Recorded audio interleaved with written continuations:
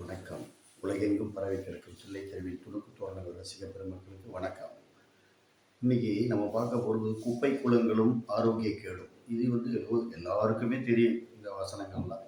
அதனால் ஆரோக்கியமாக இருக்கிறதுங்கிறது மனிதனுடைய வாழ்க்கையில் முதல் கடமை.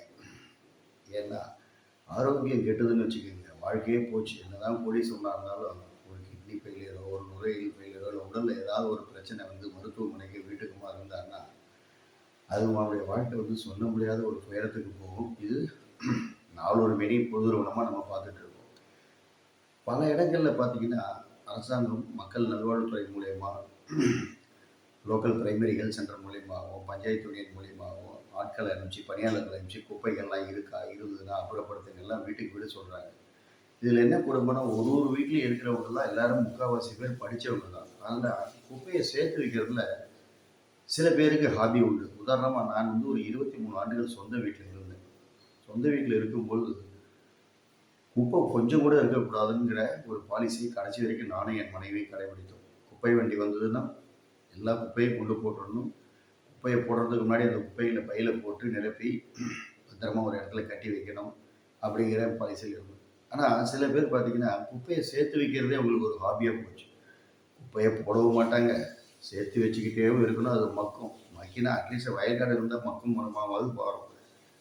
சில பேருக்கு இந்த விட்டலாச்சாரியா படத்தில் வரக்கூடிய குப்பையில் தான் உயிரே இருக்கும். அவங்க குப்பையை கட்டிட்டு எடுத்தே போட மாட்டாங்க, வீடை சுற்றி குப்பை வச்சுருப்பாங்க. அதை நம்ம ஒன்றுமே செய்ய முடியாது. எத்தனையோ பேர் சொன்னாலும் அது எடுபடாது. அதாவது விட்டலாச்சாரியா படத்துலலாம் பார்த்தீங்கன்னா பழைய படத்தில் 7 கடல் தாண்டி ஒரு தீவு, அந்த தீவில் ஒரு உயர்ந்தமான தென்னை மரம், அந்த தென்னை மரத்தில் ஒரு கிளி, இந்த கிளிக்கு கழுத்தில் ஒரு மணி இருக்கும், அந்த மணிக்குள்ளே தான் உன் உயிர் இருக்குது அப்படின்னு. அதுமாரி சுற்றி குப்பை, அந்த குப்பைக்குள்ளே அவங்களுடைய உயிர் இருக்கும். அதை எடுத்துட்டோன்னு வச்சுக்கோங்க, அவங்களுடைய உயிர் போயிடும். அப்படி இல்லைன்னா அவங்க பைத்தியமாகிடுவாங்க. இது ஏன் சொல்கிறேன்னா, சென்னை போன்ற பெருநகரங்களில் குப்பைகள் சேர்வது சகஜம்தான். ஆனால் அதை அப்பப்போ அந்த வண்டிகள் வரும்போது அப்புறப்படுத்தணும். அப்படி அப்புறப்படுத்தணும்னு வச்சுக்கோங்க, அவங்களுக்கு மட்டும் பிரச்சனை இல்லை, அவங்களை சுற்றி வாழக்கூடிய மனிதர்களுக்கும் பிரச்சனை. எப்படி காற்று மாசுபட்டால் எல்லாருக்கும் பிரச்சனை, இதுமாரி குப்பை சேர்ந்துன்னா அது மூலிமா ஈக்கள், கொசுக்கள், பூரான்கள், விஷ வண்டுகள் எல்லாம் வரும். அதுவும் மெட்ராஸில் மழை காலத்தில் கேட்கவே வேண்டாம். எல்லாம் வெளியில் இருக்கிறதெல்லாம் வீட்டுக்குள்ளே தான் வரும். இது நம்ம எவ்வளோ தான் சொல்கிறது சொல்லுங்கள். புத்தி சுவாதீனம் இல்லாதவர்களுக்கு நம்ம சொல்லலாம். ஆனால் புத்தி நன்னா இருக்கிறவங்களுக்கு இப்படி சொல்ல முடியாது. அது ஒரு விதமான வியாதி தான். குப்பையை சேர்த்துக்கிறதுங்கிறது ஒரு விதமான வியாதி. அது ஒரு சைக்காலஜிக்கலாக பார்த்தா அவங்களுக்கெல்லாம் கவுன்சிலிங் கொடுக்கணும். ஆனால் அவங்களுக்கு எல்லாமே தெரியும், இருந்தாலும் கவுன்சிலிங் கொடுத்தாலும் ஏற்றுக்க மாட்டாங்க. அதனால் இது நான் என்ன சொல்கிறேன் நண்பர்களே, தயவு செய்து இன்றைய நிமிஷத்தில் இருந்தால் குப்பைகளை சேர்த்து வைக்காதீர்கள். அப்படி சேர்த்து வைக்கும் பட்சத்திலே அதற்காக வரக்கூடிய பணியாளர்களிடம் அந்த வண்டியிடம் போட்டுவிட்டு அவர்களுக்கு கொஞ்சம் பணமும் கொடுங்கள். அந்த பணங்கிறது ஊக்கம் தான். மாதத்துக்கு ஒரு 100 ரூபாயோ 50 ரூபாயோ 150 ரூபாய் வசதிக்கு ஏற்ற மாதிரி கொடுக்கல. ஏன்னா நம்மளுடைய கழிவுகளை அவங்க கைகளால் தூக்கிட்டு போகிறாங்க.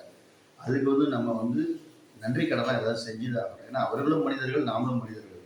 அதனால் அதை உதாசீனப்படுத்தாதீங்க. உதாரணத்துக்கு குப்பை வண்டிகள் வராமல் போனால் சென்னையில் எவ்வளோ கஷ்டங்கிறது எனக்கு தான் தெரியும். ஒரு 3 நாள் வரலன்னா கூட சேர்ந்து போயிடும். நான் தூக்கின்னு போய் எங்கேயோ ஒரு 2 கிலோமீட்டரில் அதுக்குன்னு ஒரு குப்பை தொட்டி இருக்கிறவங்க கொண்டு போய் போடுவேன். Still I am doing the packing.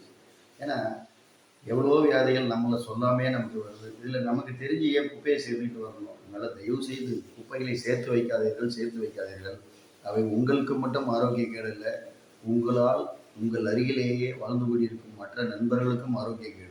போகும்போது எதையுமே எடுத்துகிட்டு போகிறதில்ல. அட்லீஸ்ட் புண்ணியத்தை கட்டிக்கிங்க. நீங்கள் காசு பணம் தர்மம் கொடுக்காட்டாலும் ஆரோக்கியத்தை மற்றவர்களுக்கு கொடுங்க உங்கள் மூலயமா. அதுதான் பணம் தான், காசு தான், அரிசி தான் கொடுத்தா தான் தர்மம்னு இல்லை, உணவு போட்டால் தானே.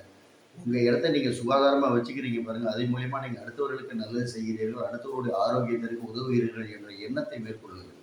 எதுவுமே நல்ல எண்ணங்கள் தான் நல்ல வாழ்க்கையை உண்டாக்கும். அதனால் ஒருத்தர் மனிதர்கிட்டையும் ஒரு மிருக குணம் இருக்கும். ஆனால் அந்த மிருக குணத்தை கொஞ்சம் கொஞ்சமாக சாந்த குணமாக மாற்றுங்கள். குப்பைகளை சேகரிக்காதீர்கள். அரசாங்கத்திற்கு உதவுங்கள். குப்பை வண்டிகள் வரும்பொழுது தயவு செய்து ஒரு சிறு துளி குப்பை கூட உங்கள் வீட்டில் இல்லாமல் பார்த்துக் கொள்ளுங்கள். வீட்டை சுத்தமாக வச்சுருந்தா தான் நாடு சுத்தமாக இருக்கும். நம்மளை சுற்றி குப்பையாக இருந்தால் மனசும் குப்பையாக தான் போகும். அதில் ஒரு பியூட்டி கவனிச்சிங்களா? நேர்மறை எதிர்மறை எண்ணங்கள்னு சொல்கிறோம். நம்ம எண்ணங்கள் நம்மளுடைய வாழ்க்கையை எப்படி பிரதிபலிக்குன்னா, நம்மள்கிட்ட இருக்கிற ஆரோக்கியமும் நம்மள்கிட்ட இருக்கிற தூய்மையும் தான். மகாலட்சுமி கடாட்சம் அப்படின்னு சொல்கிறோம். என்ன மகாலட்சுமி கடாட்சம்? விளக்கு ஏற்றிட்டா மட்டும் போதாது, சுத்தமாக வச்சுக்கணும். வீட்டை சுத்தமாக வச்சுட்டு விளக்கு வத்தி ஏற்றி வச்சிருந்தா உங்களுக்கு நேர்மறையான எண்ணங்கள் வரும். இதுதான். இதனால உடனே கடவுள் நேரில் உங்களுடைய பீரோவை நிரப்பிடுறான்னு அர்த்தம் இல்லை. எண்ணங்கள் நேர்மறையாக இருக்கும்போது உங்களுடைய செயல்களும் நல்லபடியாக இருக்கும். செயல்கள் நல்லதாக இருக்கும்போது வாழ்க்கையும் நல்லபடியாக இருக்கும். அதனால தான் கிறிஸ்டியானிட்டியில் ஒரு வார்த்தை உண்டு, ஒரு சொலவடை உண்டு. அதாவது எண்ணங்கள் நல்லதானால் உங்கள் செயல்களும் நல்லவா இருக்கும் அப்படின்னு. அதனால சொல்வாக்கு நல்லதானால் செல்வாக்கு தானே வரும்னு சொல்லுவாங்க. சொல்வாக்கு நல்லதானால் செல்வாக்கு தானே வரும். இது கிறிஸ்டியானிட்டியில் சொல்றது. நான் ஒரு காலத்துல சின்னமலை சர்ச்சுக்கு போயிருக்கும் போது அப்போ வாசல்ல ஒரு நோட்டீஸ் கொடுத்துட்டு இதை கண்டினியூவா சொல்லிட்டு இருந்தார். நான் சொல்றது 30 ஆண்டுகளுக்கு முன்னாடி லிட்டில் மோட்டில் சைதாப்பேட்டை.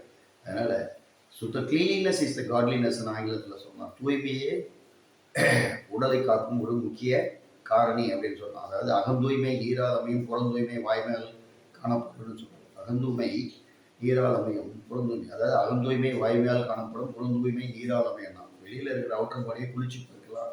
அகம்னா உள்ள இருக்கிறத வாய்மை உண்மை பேசுறது, அது உடலுக்கும் மனசுக்கும். மாரி இந்த ஆரோக்கியத்துக்கும் நம்ம இப்படி தான் பண்ணணும். அப்படி இல்லைன்னா டாக்டருக்கு தேவையில்லாத கொடுக்கணும். அவர் மட்டும் என்ன பண்ணுவார், எல்லா ஆராய்ச்சியும் பண்ணிட்டு கடைசிக்கு சரி வீட்டுக்கு போங்க, ஒரு வாரம் கழிச்சு மறு வீட்டுக்கு வந்து பழையபடி குப்பையை சேர்க்காதீங்க.